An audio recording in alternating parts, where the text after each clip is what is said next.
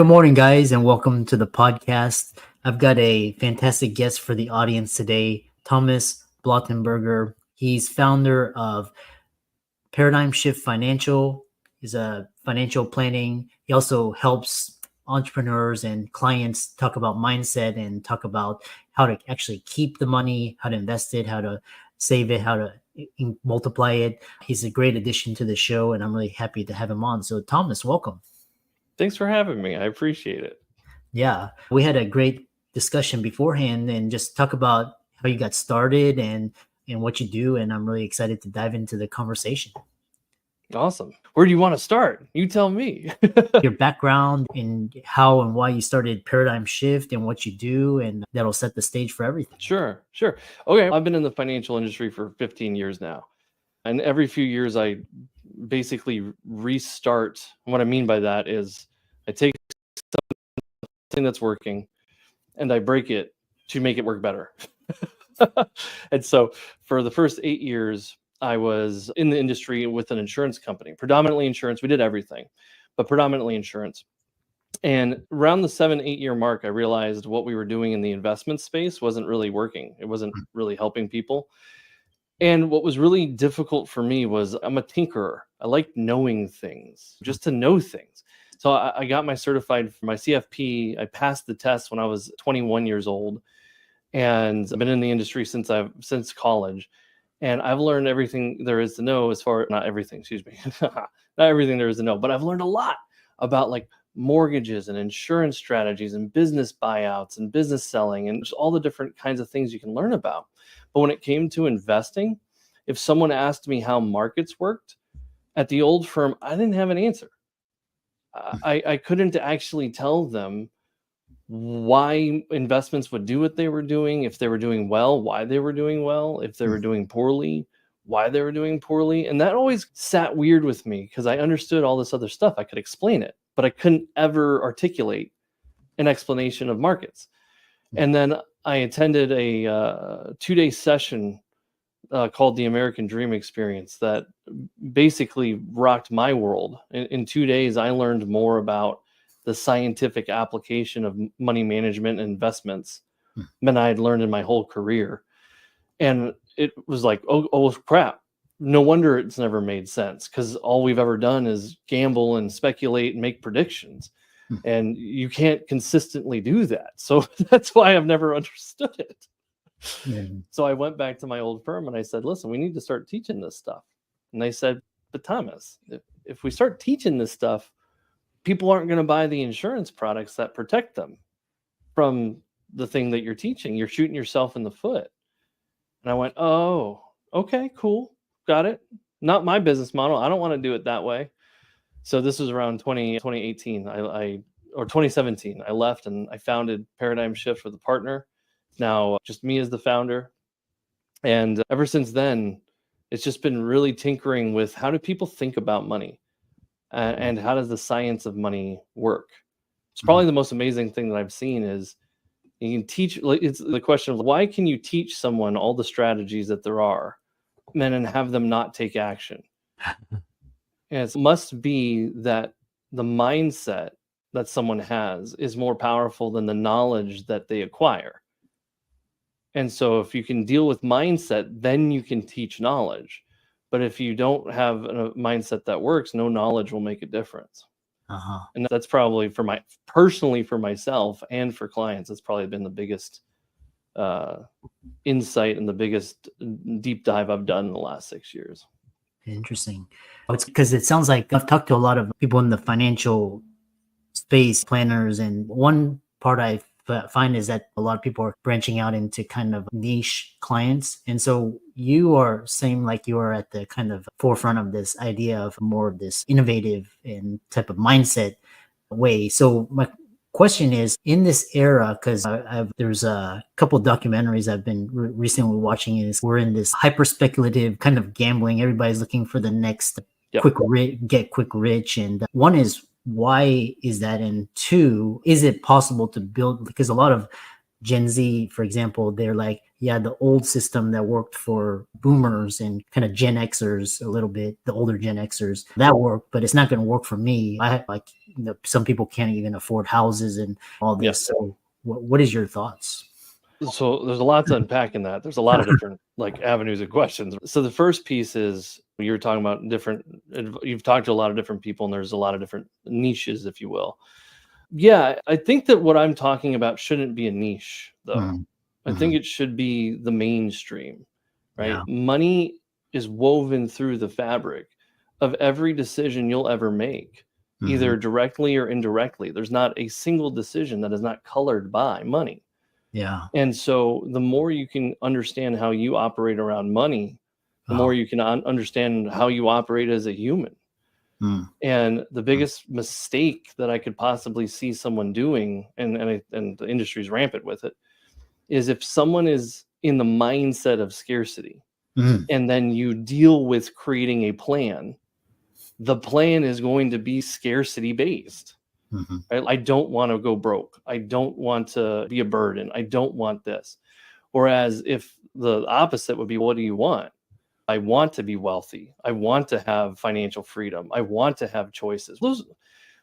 Going for a plan around not being broke is much easier and much less rewarding than going for a plan around being wealthy, right? But it's a mindset. And most of the time, my experience is the planners and advisors are just order takers. You come in and you're like, what are your goals? Okay, cool. Here's the products you can buy to get those goals. You want to buy them through me? Okay, cool. I'll sell them to you. And then I really hope at some point one of my missions is that this isn't a niche. It becomes what the financial world looks like. Mhm. And then as far as the gambling piece, it's a hard one. It's really, if you look at the brain as a survival tool, right? The brain, for lack of a better definition or description, right? The base function of the brain is to have us as an individual and as a species survive. And so what we have in our brains that's more powerful than any other species on the planet is the ability to reason through reasonable predictions of the future. Mm. In caveman days, I see a saber-toothed tiger walk into a cave 3 times. I can reason out that it's probably going to go in there a 4th time, and that might save my life, right? Mhm. So there's ways where the brain has a pattern of trying to predict the future that's really powerful. It keeps us alive. It keeps us surviving. Mhm. But the jump from trying to predict the future around survival-oriented actions to the jump around trying to predict the future around markets is unfounded. It's not even as unfounded, it's ridiculous as a premise, Mhm. because now you're not just dealing with you. If I'm making a prediction of the future, I've got to, the only way my prediction is right is given supply and demand, is if there's enough other buyers or sellers that agree with me. And there's Mhm. no way I can ever predict the buying aggregate decisions of everybody out there. And if you could, you'd be wealthier than Bezos. You'd be the world's first trillionaire if you could actually predict buying patterns and behaviors consistently of every person on the planet that impacts the price. So it's just, I think at this point, it's one of those, gambling has always been on the fringes, right? People go to Vegas all the time. I'm from Hawaii originally. Yeah. And Vegas is called the ninth island. So a lot of people from Hawaii go to Vegas to gamble. Yeah. And so it's always been a fringe thing.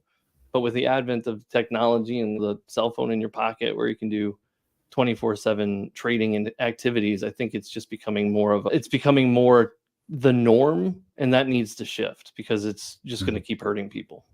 Yeah. Yeah, it's quite interesting because, like I said, we'll talk about the American dream. And one thing I have for you is, what are your thoughts on the American dream for Gen Z and millennials? What does that look like? Like for boomers and the older Gen X, it's like American dream is 50 years at a job, retire, golden, and then you got a you got a large house, wife, kids, vacations, car. But what does the American dream look for Gen Z and millennials when you work with clients? I think the first piece is actually getting clear on where the American dream comes from. Like we use it sorry, I have something in my eye. we use it pretty loosely, like a kind of a predefined thing, right? Oh, the American dream. Oh, the American dream. But there's a lot of power in getting curious about when did we start using that, and where did that come from? And what it traces back to, the first time it's used in literature is in a book by someone named James Truslow Adams in 1931 called The Epic of America. And he's basically it's commentary on why America is experiencing so much prosperity, even in the midst of the Great Depression, by comparison to Europe. And what he said was the American dream is a dream of a land in which life is better and richer and fuller for everyone. And that we're each according to their own abilities and merits, not from some predestined or predetermined, like a caste system where you're born into it, where America is a place that you truly can create the life that you want. And I still believe that's the case. So what does the American dream look like for Gen Z? Whatever they want it to look like. It's, at the end of the day, it's a way to see the world. If I wake up and choose the idea that I can create a life that's better and richer and fuller for myself and others, it gives me places to look to go about creating that. Whereas if I get up and go, the world owes me something, why don't I have XYZ? Why isn't this way? Why isn't that person? That's going to give me other actions to take that probably aren't going to be as powerful. So I think the American dream, really, the most powerful way it could be chosen is as a screen, as a way to view the world, and as an individualized, each person chooses theirs.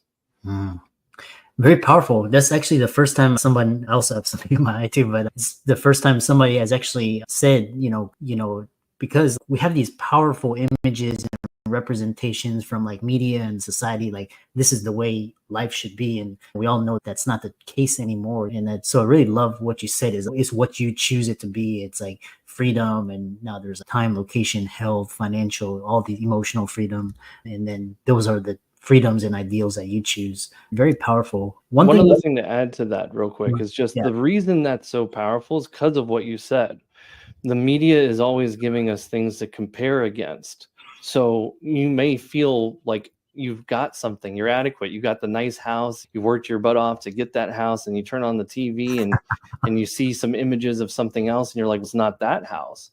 And so that's the other powerful piece of it, is if you can create your version of the American dream and then you live it, there's always the ability to enjoy it as it expands and builds, versus constantly comparing against bigger, better, other versions of it, which is probably the biggest reason most people experience so much difficulty and so much lack of fulfillment.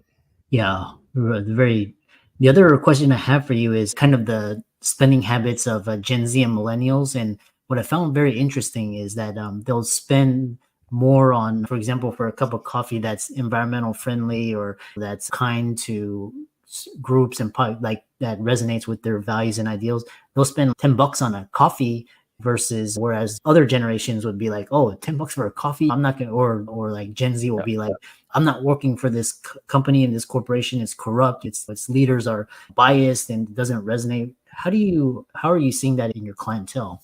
That's a really good question. So I guess I would say the way I'm seeing that in my clientele is, there's a way to deal with that powerfully, right? And then there's a way to deal with it, let's say, not so powerfully. So let's just look at the powerful way. That's exactly what you would want and expect in a more freer market capitalistic society, where people can use their dollars to align with what's important to them. And so the most interesting thing that I find myself teaching younger, it's weird to say younger, I'm not young anymore, it sucks. But it's what I find myself teaching, let's call them the younger generation, is what you think is missing in capitalism is actually available to you in capitalism. The fact that you can spend $10 on a coffee and it makes a difference for your carbon footprint is a function of a bunch of capitalists coming together and figuring out how to serve something that was important to you, and getting ingredients from across the world and doing fair trade programs where the people that grow it in some third world country are paid comparable wages for having it. That's the amazing a marvel of capitalism. And so that's, I think that's the main thing, is the money is meant to be circulated. It's meant to be used. If you care about the environment and you care about it to the point you want to spend it on a $10 coffee, great. Just be aware that it's a function of a system called capitalism, and that the more you can embrace it instead of hate on it, the better life works for you. Yeah. So I think that's the other piece, is redefine. You know, what most people hate isn't capitalism. Most people hate bureaucracy. They just don't realize it's not capitalism, like government bailouts or corporate socialism. Well, that's not capitalism. Yeah. Right? Even patents technically aren't capitalism, because it restricts the ability of fair competition. So this is the kind of stuff that we teach is, and so it makes me popular among certain people and not popular among others people, whatever. Yeah. It's really, I tend to be popular with anybody who's willing to have a dialogue and open-minded. If you're not open-minded, I'm not a good person for you.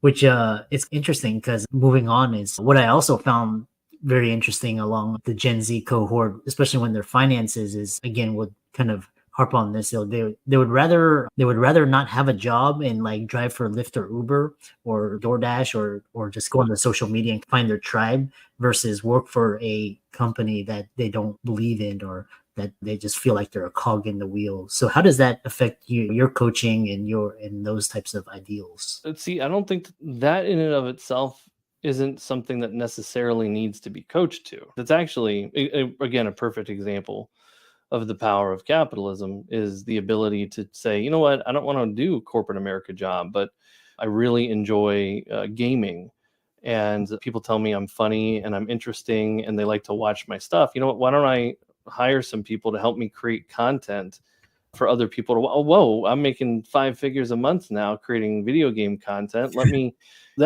think that's exactly what you want in a capitalistic society, is the freedom to choose unique and quirky, let's call them, job opportunities that enrich you and others. The problem can tend to, and this goes again with the scarcity and the mindset, where people tend to see the problems of capitalism particularly, is in the consumerism and the materialism. But that's not inherently a problem of capitalism. That's a problem of mindset. Yeah. If I view the act of getting money as a way to just have more for myself and not as a way to enrich my community and myself in the process, that's where it tends to start having what you would see as negative consequences or negative experiences. But the pure act of creating resources and making a difference for you and others, like, more power to you. You want to do Uber and Lyft and have a more non-traditional, let's call it, way of operating, great. I mean, hell, excuse my language, podcast is a great example of this is something that wouldn't have been available otherwise. And podcasts create great content for people. Yeah. Excellent. How can people get a hold of you and find you and follow you, etc.? Probably the best way is via, sorry, Gen Zers, I'm old school, right? I'm building my web presence, I promise. But in the meantime, Facebook is probably the place I'm most active with posting and interacting and whatnot. So just search Thomas Blattenberger. What's nice about my last name is there's not many of me. So you just search Thomas Blattenberger on any of the social media platforms and you'll find me. Otherwise, you want to shoot an email directly, just thomas@paradigmshiftfinancial.com. And I'm pretty sure my company name's going to be in the show notes, right? So they can figure out how to spell paradigm. Yeah. You'd be surprised. Like I picked paradigm and I was pretty excited about it. And then I get on phone calls and people never pronounce it paradigm. And it makes me very sad. Yeah. Thank you for a very engaging conversation, and you have a very engaging personality. And I really enjoyed talking with you, and keep up the great work. Thanks for having me. Yeah, I appreciate it.